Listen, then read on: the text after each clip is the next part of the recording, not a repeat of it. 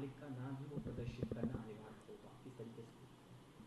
इससे घटिया मानसिकता की बात और कोई हो नहीं सकती। कितना बांटोगे लोगों को? हमारा इलाका पश्चिमी उत्तर प्रदेश के लोग हैं, हम गंगा जमनी तहजीब के लोग हैं। हमारे यहाँ कोई अगर कांवड़ लेके आता है तो उसका सब लोग गांव में स्वागत करते हैं, वो चाहे हिंदू है या मुसलमान है।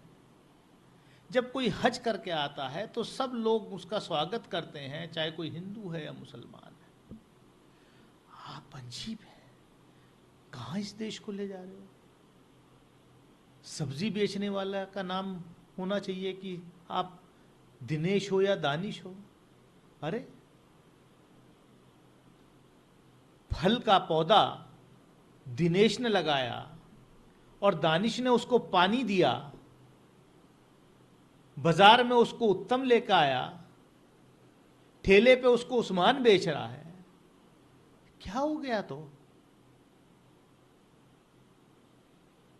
क्योंकि भारतीय जनता पार्टी को 2024 के लोकसभा चुनाव में उनकी राजनीतिक जमीन खिसक गई है, इसलिए वो लोगों को फिर इस तरीके के सांप्रदायिक माहौल में धकेलना चाहते हैं। लेकिन जनता समझ चुकी है। यही जनता है जिसने आपका अहंकार तोड़ा है। 240 पर आप आ गए, यही हरकत करेंगे, नहीं समझे तो आप 40 पे भी पहुंच जाएंगे और जहां से चले थे वहीं पहुंच जाएंगे। सर, बीजेपी के अलायंस पार्टनर का भी कहीं ना कहीं विरोध इसमें दिख रहा है, चाहे एलजेपी हो।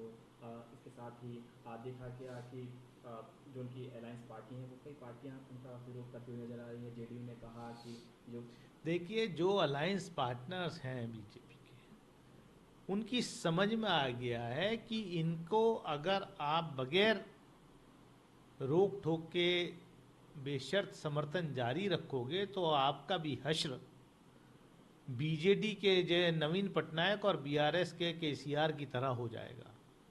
ये इस चुनाव में साबित कर दिया है जनता ने। तो इसलिए उनको अपना रिलेवेंस बनाए रखने के लिए सरकार को बार बार चेताना होगा।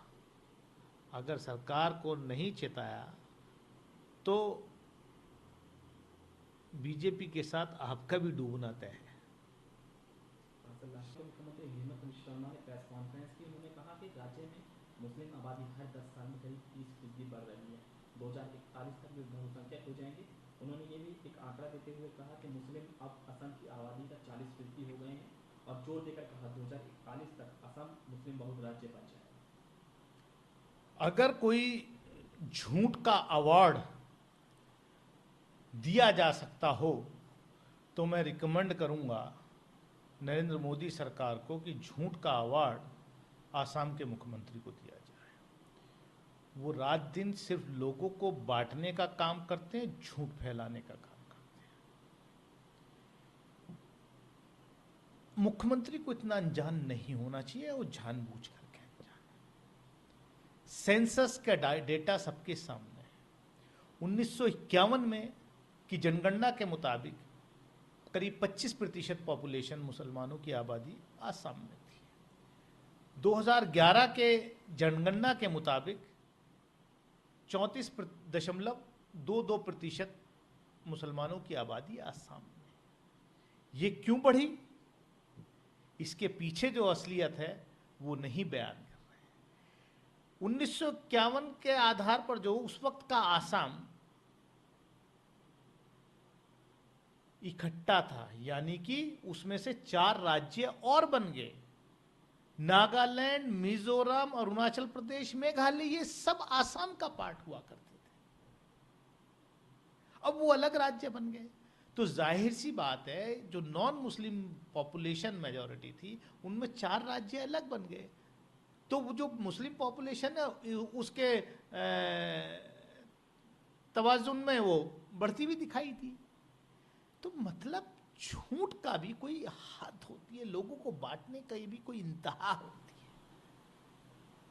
मैं तो सीरियसली रिकमेंड करूंगा कि झूठ का सबसे बड़ा अवार्ड हमारे देश में अगर कोई हो तो वो आसाम के मुख्यमंत्री को दिया जाना चाहिए। न्यूज नेशन अब व्हाट्सएप पर खबरों की ताजा अपडेट के लिए न्यूज नेशन के इस क्यूआर कोड को स्कैन करें